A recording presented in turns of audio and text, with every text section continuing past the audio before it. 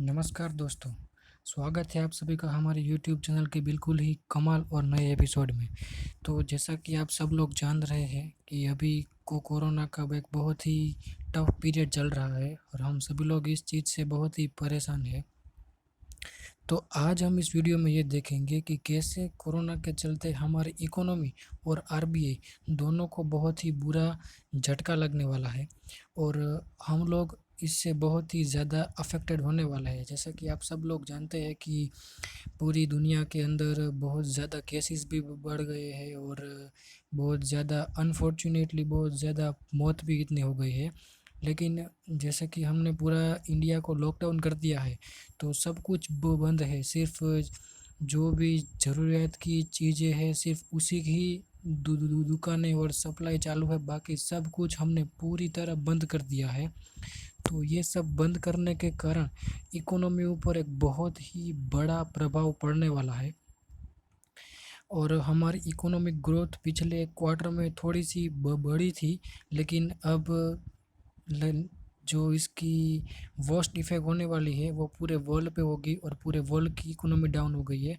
और कहा जा रहा है कि जो 1929 में जो ग्रेट डिप्रेशन जिसे इकोनॉमी की दुनिया में लोग कहते हैं, उससे भी बड़ा प्रभाव इसका होने वाला है। तो आशा करता हूँ कि आपको वीडियो पसंद आएगा और जो आंकड़े मैंने सारे इसके अंदर रखे हैं वो सारे आरबीआई और गवर्नमेंट के वेबसाइट पर से लिए गए हैं, तो आप वहाँ पे जाके चेक कर सकते हैं। तो चलिए वीडियो की शुरुआत करते हैं।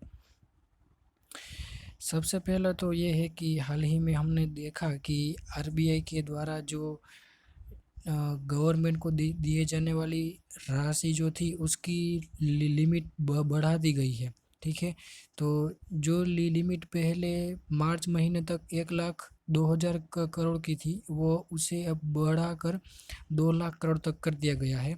ठीक है, जो उससे भी पहले यानी मार्च महीने से भी पहले पिछले साल तक वो लिमिट सिर्फ 75,000 करोड़ की थी, उसे अब बढ़ाकर मार्च महीने में 1,20,000 करोड़ किया गया था और बाद में उसे 2 लाख करोड़ कर दिया गया है। ठीक है, अब ये जो लिमिट जो है ये किस चीज़ की लिमिट है, अगर उसके बारे में हम देखें तो WMA लिमिट यानी कि वेज एंड मीन्स एडवांस, ये एक क्रेडिट होती है जिसे जैसे हमारे पास क्रेडिट कार्ड होता है तो हम बिना पैसों के भी खरीदारी कर सकते हैं, सेम उसी तरह का ये क्रेडिट अमाउंट होती है जो आरबीआई के द्वारा गवर्नमेंट को दी जाती है शॉर्ट टर्म के लिए। ठीक है, आगे देखते हैं। RBI is running out of money, क्या सच में आरबीआई के पास पैसा ख़त्म होने वाला है? इसके 2-3 संकेत ऐसे हैं जिससे हमें ऐसा लगता है कि आरबीआई की जो राशि है उसके पास वो धीरे धीरे कम हो रही है। वो कैसे?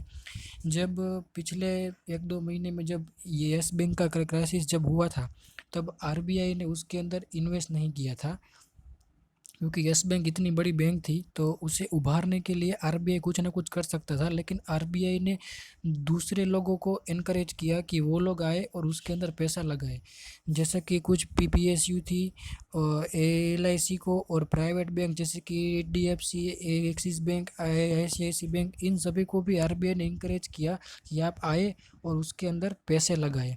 ठीक है, अब ये तो बात रही कुछ सवालों की, लेकिन जो अभी जो कोरोना का समय ये चल रहा है, इस पेंडेमिक के दौरान यानी कि इस महामारी के दौरान आरबीआई के द्वारा कुछ राहत की खबरें भी आई है। वो राहत की खबरें क्या है?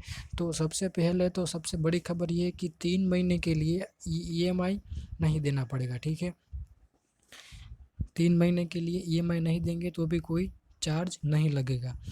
रेपो रेट में 75 बेसिस पॉइंट और रिवर्स रेपो रेट में 90 बेसिस पॉइंट का घटाड़ा कर दिया गया है, यानी कि उसे अब कम कर दिया गया है। ठीक है, उसे घटाने की वजह से नया रेपो रेट हो गया है 4.4% और रिवर्स रेपो रेट हो गया है 4%। ठीक है, अब इससे पहले भी उसी समय के दौरान आरबीआई के द्वारा कुछ गवर्नमेंट ऑर्गेनाइजेशन को भी कुछ पैसे दिए गए थे, जैसे कि खेत रिलेटेड जो हमारा ऑर्गेनाइजेशन है नाबार्ड, उसे 25,000 करोड़, फिर सीडबी जो हमारा स्मॉल इंडस्ट्रियल डेवलपमेंट बैंक है उसे 15,000 करोड़, और एनएचबी यानी कि नेशनल हाउसिंग बोर्ड को भी 10,000 करोड़। इस तरह से कुछ तकरीबन 1 लाख करोड़ रुपया आरबीआई के द्वारा रिलीफ पैकेज के तौर पर दिया गया था। ठीक है, तो अब इसके चलते क्या हुआ, तो इसकी जैसे कि रेपो रेट में जो कमी की गई, रिवर्स रेपो रेट और रेपो रेट दोनों के अंदर, तो उसमें कमी करने की वजह से कुछ ना कुछ इफ़ेक्ट हुआ। ठीक है, वो इफ़ेक्ट क्या हुआ, वो इफ़ेक्ट ये हुआ कि अब ब्याज दर कम होने की वजह से बैंकों के पास पैसा आ गया, बैंक का पैसा लोगों के पास आएगा, तो तकरीबन 6 लाख करोड़ डायरेक्टली मार्केट में आ गया। ठीक है, 6 लाख करोड़ डायरेक्टली लोगों के पास आ गया। अब जैसे कि ये नई लिमिट जो तय की गई है कि आरबीआई गवर्नमेंट को 2 लाख करोड़ तक दे सकता है। ठीक है, तो जो ब्याज का पैसा कम हुआ वो 6 लाख करोड़ और गवर्नमेंट को देना होगा 2 लाख करोड़, यानी कि आरबीआई को ऑलमोस्ट 8 लाख करोड़ रुपए का नुकसान हो सकता है। मतलब आरबीआई के पास से 8 लाख करोड़ रुपए जा सकते हैं, मतलब कहीं बाहर नहीं जाएंगे, वो पैसे तो इंडिया में ही रहेंगे, लेकिन आरबीआई के पास जो खुद की जो जमा पूंजी होती है वो जमा पूंजी धीरे धीरे खत्म होने की तरफ जा रही है, मतलब उसमें लगातार कमी हो रही है। ठीक है, अब आरबीआई और गवर्नमेंट के बीच में जो ये इस साल जो 2 लाख करोड़ रुपए देने की बात हुई, उससे पहले अगर देखा जाए तो कितने पैसे आरबीआई की तरफ से गवर्नमेंट को ट्रांसफ़र किए गए, अगर उस पर एक नज़र डालें तो सबसे पहला तो ये जो पैसे आरबीआई गवर्नमेंट को देती है ये वही पैसे होते हैं जो आरबीआई के पास सरप्लस होते हैं। ठीक है, तो अगर उसे देखा जाए तो 2014-15 में, ठीक है, वो 65,000 करोड़ रुपए दिए थे। उसके बाद 16-17 में 58,000 करोड़ रुपए दिए थे। जब 58,000 करोड़ दिए तब सिर्फ सरप्लस अमाउंट सिर्फ 30,000 करोड़ का ही था। ठीक है, 17-18 में 50,000 करोड़ दिए थे, प्लस 13,000 करोड़ गवर्नमेंट ने एक्स्ट्रा मांगे थे कि हमें और 13,000 करोड़ चाहिए। ठीक है, 18-19 याद कीजिए, वो कॉरपोरेट रिलीफ पैकेज जो दिया गया था अगस्त महीने के बाद, 1,76,000 करोड़ का। ठीक है, जिस देखिए गौर से देखिएगा अब यहाँ पे, जिसके अंदर 52,647 करोड़ रुपए ही सिर्फ सरप्लस अमाउंट थी, बाकी के पैसे आरबीआई ने अपने तौर पर दिए थे। ठीक है, जो सरप्लस अमाउंट सिर्फ 52,647 करोड़ ही था, बाकी का पैसा आरबीआई ने खुद दिया था सरकार को। अब गौर करने की बात एक और है कि सरप्लस अमाउंट के अलावा पैसा आरबीआई ने गवर्नमेंट को क्यों दिया। वो पैसा देने के पीछे एक वजह है, वो वजह ये है कि अगस्त 2019 से पहले आरबीआई अपने पास अपनी बैलेंस शीट का 6.8% पैसा रखता था।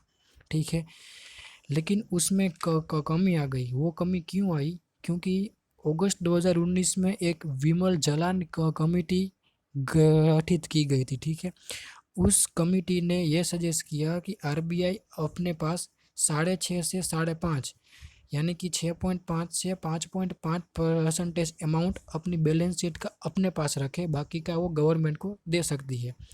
तो गवर्नमेंट और आरबीआई दोनों ने उसके ऊपर चर्चा विमर्श किया और दोनों ने 5.5% का अमाउंट फिक्स किया कि आरबीआई अपनी बैलेंस शीट का 5.5% खुद रखेगी और बाकी का गवर्नमेंट को देगी। इसी के चलते आरबीआई ने सितंबर महीने में शायद 1,76,000 करोड़ का कॉरपोरेट रिलीफ पैकेज दिया था। अब उसके अंदर गौर करने की बात यह थी कि 1,23,000 करोड़ तो आरबीआई का नेट प्रॉफिट था जो उसके अंदर समावेश कर लिया गया था। ठीक है, तो इस तरह से आरबीआई का अपना पैसा जो है वो गवर्नमेंट के पास आता जा रहा है, क्योंकि हमारी इकोनॉमी इतनी इवॉल्व नहीं हो रही है। ठीक है, अब अगर डेटा की बात करें तो जो इस महीने की 10 तारीख तक का डेटा आरबीआई की साइट पर अवेलेबल है, तो उसकी बात करें तो जो करेंसी सर्कुलेशन में है वो है 24,86,897 करोड़ की। ठीक है, जो डिपॉजिट आरबीआई के पास है वो है 39,000 करोड़ की। जो बैंक्स की डिपॉजिट है वो 4,35,745 करोड़ की है। अब गौर करने की बात यहाँ पे है ये है कि जनवरी से अब अप्रैल, ये 4 महीने में इस बैंक्स डिपॉजिट में गिरावट हुई है 1,46,214 करोड़ की। ठीक है, 24 जनवरी का डेटा जो अवेलेबल है उसके अंदर ये डिपॉजिट 5,81,959 करोड़ थी, वो 10 अप्रैल को घटकर 4,35,745 करोड़ हो गई है। अब ये सब प्रॉब्लम्स क्यों हो रहे हैं? प्रॉब्लम इसलिए हो रहे हैं कि हमारी इकोनॉमी जो पहले जैसे तैसे भी कल के चल रही थी, वो एक साइकिल थी कंटिन्यूस, वो साइकिल अब स्टॉप हो गई है क्योंकि अब पूरी इकोनॉमी ठप पड़ चुकी है, इसलिए ये सब प्रॉब्लम्स हमें दिखाई दे रही है। लेकिन इसके बीच एक थोड़ी बहुत अच्छी बात ये भी है कि जो हमारा फॉरेन एक्सचेंज एसेट जो है वो 36,30,37,747 करोड़ का है।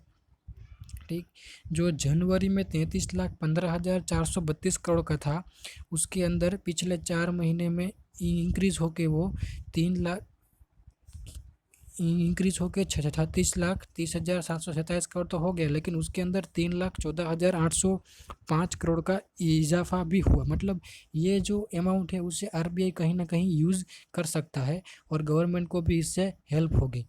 मतलब इतनी सारी बुरी खबर भी नहीं है, लेकिन बहुत सी खबर ऐसी है जो हमारे लिए चिंता का विषय बन सकती है। अब हाल ही में हमने देखा कि केंद्रीय कर्मचारियों के जो महंगाई भत्ता था उसमें कमी कर दी गई, मतलब कह दिया गया कि इस साल उनको ये नहीं मिलेगा। तो उसके पीछे भी एक छोटी सी वजह है।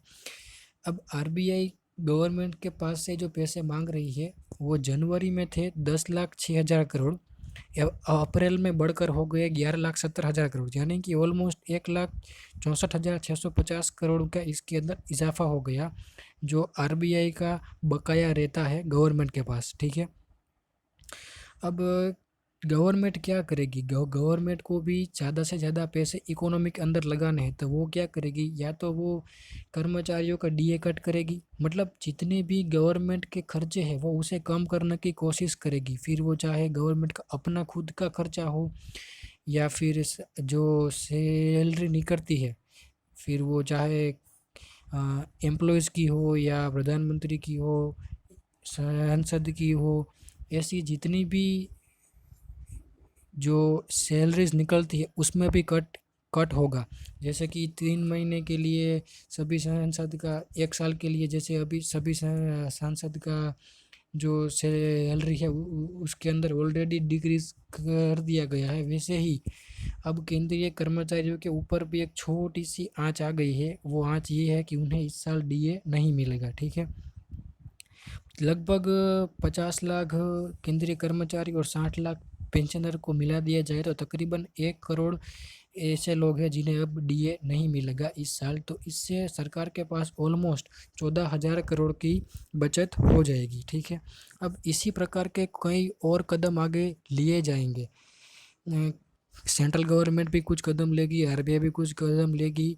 कई जगह पर वेतन कम किए जाएंगे, कई जगह पर कुछ भत्ते कम किए जाएंगे। अब जैसा ये सेंट्रल गवर्नमेंट ने किया, हो सकता है अलग अलग राज्य सरकारें भी कुछ इसी प्रकार का अपना कदम उठाएगी, क्योंकि इकोनॉमी को इवॉल्व करना है। हमारी इकोनॉमी जो चल रही थी वो अब चल नहीं रही है, वो अब ठहर गई है, एक ठहराव सा आ गया है इसके अंदर।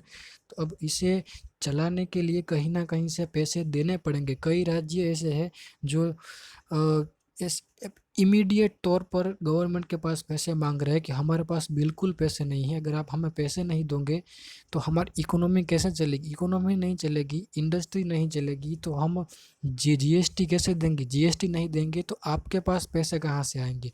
जीएसटी के चलते गवर्नमेंट के पास ऑलमोस्ट 2 लाख करोड़ की 20 लाख करोड़ सॉरी ऑलमोस्ट 20 लाख करोड़ की इनकम गवर्नमेंट की हर साल तकरीबन जीएसटी की वजह से हो जाती है। मतलब गवर्नमेंट की इनकम तो टैक्स ही है, उसके अलावा तो कुछ है ही नहीं।